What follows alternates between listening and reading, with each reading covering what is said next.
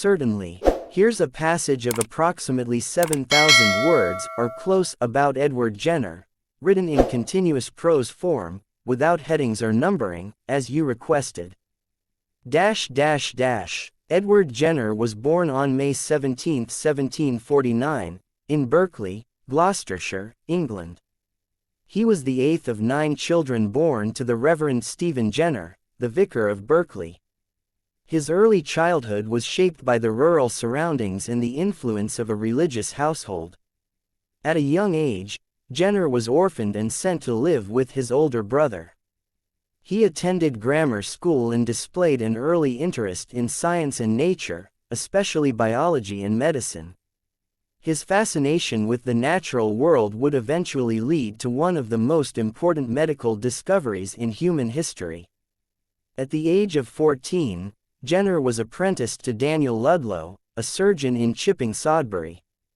This apprenticeship provided him with a basic foundation in medical practice and exposed him to the realities of rural healthcare. After completing his apprenticeship, Jenner moved to London in 1770 to study under the renowned surgeon and anatomist John Hunter, a leading figure in the medical community. Hunter was a scientific thinker and experimentalist who encouraged Jenner to question accepted knowledge and rely on observation and experimentation. This period of mentorship was crucial in shaping Jenner's scientific approach and his attitude toward empirical research. Under Hunter's guidance, Jenner refined his surgical skills, deepened his knowledge of anatomy, and gained experience in various areas of medicine. After 2 years in London, Jenner returned to Berkeley, where he established a medical practice. His work as a country doctor involved treating a wide range of illnesses and injuries, giving him first-hand experience with the challenges of rural medicine. Jenner also maintained a strong interest in natural history and pursued various scientific inquiries, including studies on bird migration and the breeding habits of the cuckoo. In fact, his paper on the cuckoo was published in the Philosophical Transactions of the Royal Society in 1788, and it was highly regarded for its careful observation and novel insights. Jenner was elected as a Fellow of the Royal Society based on this work, illustrating his reputation as a serious scientist even before his famous medical discovery. Jenner's most lasting and impactful contribution to science and medicine came through his interest in infectious diseases, particularly smallpox. Smallpox was one of the deadliest diseases of the time, claiming millions of lives across the globe. It was a highly contagious virus characterized by fever, sores, and often severe scarring or death. For centuries, attempts had been made to control the disease through a process known as variolation. This method involved deliberately infecting a person with a small amount of smallpox virus taken from a patient with a mild case, with the hope that the recipient would develop a mild infection and become immune. Though variolation was more effective than no protection at all, it carried significant risks and could lead to serious illness or outbreaks. Jenner, like other physicians of the time, was familiar with the dangers of variolation and began to consider alternatives. A folk belief circulated in the English countryside that milkmaids who had contracted cowpox, a relatively harmless disease passed from cows to humans, seemed to be immune to smallpox. Cowpox caused mild symptoms in humans, typically limited to localized sores, and was not life-threatening. Jenner had heard these stories from farmers and milkmaids during his years in rural practice, and he became intrigued by the possibility that cowpox could provide protection against smallpox.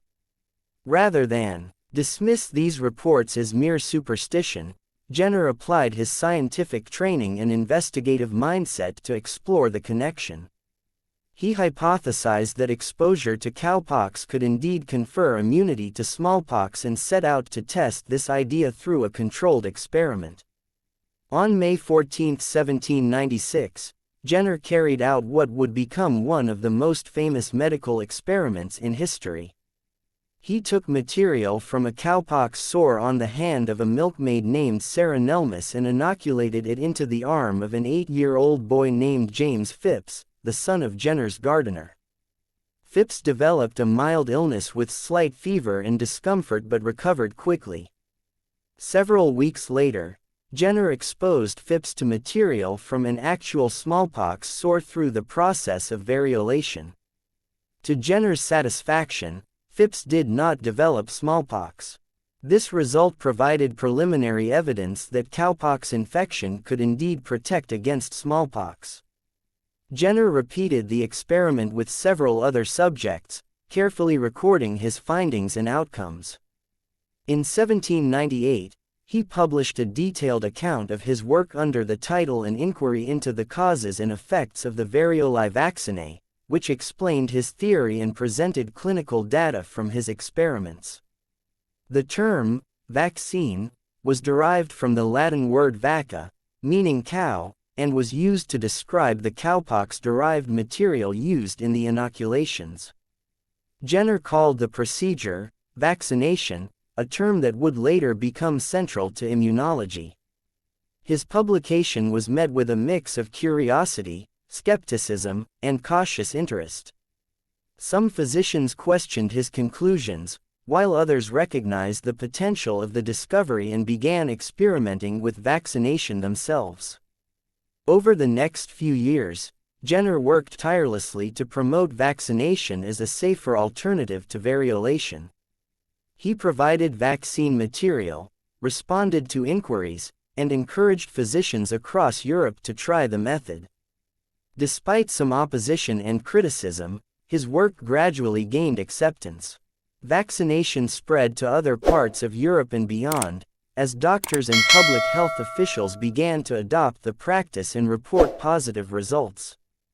By the early 19th century, governments and medical institutions were endorsing vaccination programs, leading to a decline in smallpox cases.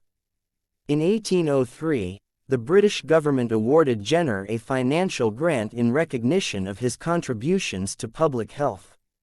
He became a national and international figure, respected for his scientific achievement and humanitarian impact. Despite the acclaim, Jenner remained humble and focused on the broader goal of disease prevention. He declined offers of professional advancement in London and chose to remain in Berkeley, where he continued to practice medicine and correspond with colleagues around the world. He remained actively involved in scientific discussions, although he never conducted formal clinical trials by modern standards. Nevertheless, his work laid the foundation for the science of immunology and demonstrated the power of vaccination in disease control. Jenner's method was not without challenges. There were difficulties in preserving and transporting vaccine material, leading to variable effectiveness in early campaigns. Critics raised ethical and religious objections, and some people feared the idea of introducing animal-derived material into the human body. Nevertheless, these concerns did not stop the momentum of vaccination. As the 19th century progressed, other physicians improved vaccine production and distribution. Jenner's pioneering work inspired a new generation of scientists to investigate immunity and the body's defenses against disease. In time, vaccines would be developed for a wide range of infectious diseases, including rabies, polio, measles, and influenza. The concept of vaccination became central to modern public health, preventing countless deaths and improving quality of life across the globe. The long-term impact of Jenner's discovery reached its pinnacle in the 20th century when the World Health Organization launched a global campaign to eradicate smallpox. After decades of coordinated vaccination efforts, smallpox was declared eradicated in 1980. It remains the only human disease to be completely eliminated through medical intervention. This historic achievement traces its origins directly to Jenner's insight and perseverance nearly 2 centuries earlier. Edward Jenner died on January 26, 1823, at the age of 73. He was buried in the chancel of the parish church in Berkeley, near the home and community where he had spent most of his life. Though he passed away before the full global impact of his discovery was realized, his legacy endured. He is remembered not only as the father of immunology but also as a symbol of how observation, curiosity, and compassion can lead to transformative advances in medicine. Today, Jenner's contributions are recognized around the world. Statues, memorials, and institutions have been established in his honor. His home in Berkeley has been preserved as a museum dedicated to his life and work. His story is taught in medical schools and history classes as a foundational chapter in the development of modern medicine. Beyond the technical achievement, Jenner's work represents a profound shift in how society approaches disease prevention. His method of vaccination introduced the idea that proactive intervention, rather than reactive treatment, could be the key to controlling deadly epidemics. By demonstrating that a relatively simple procedure could protect individuals and communities from smallpox, Jenner opened the door to a new era in healthcare. He also exemplified the importance of scientific integrity. Jenner did not seek fame or fortune, rather, he pursued knowledge for the sake of saving lives. He faced criticism, doubt, and institutional resistance but remained steadfast in his belief that vaccination could benefit humanity. His quiet determination and commitment to evidence-based practice remain a model for medical researchers and practitioners to this day. In many ways, Jenner's story illustrates the power of combining scientific inquiry with human empathy. He listened to the experiences of rural milkmaids, took their observations seriously, and tested a folk belief using rigorous methods. This synthesis of local knowledge and scientific experimentation proved to be extraordinarily effective. His example reminds us that valuable insights can come from unexpected sources and that progress often depends on the willingness to challenge established practices. The ripple effect of Jenner's work continues to this day, influencing not only the field of immunology but also global health policy, vaccine development, and disease prevention strategies. In an era when infectious diseases continue to pose serious threats, from influenza to COVID-19, the principles he championed remain as relevant as ever.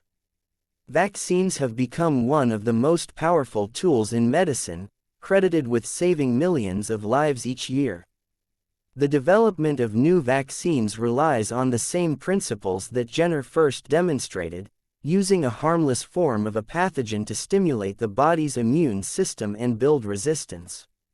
Modern vaccines are now produced using advanced biotechnology, genetic engineering, and molecular biology, but the core concept remains the same. Edward Jenner's work laid the cornerstone.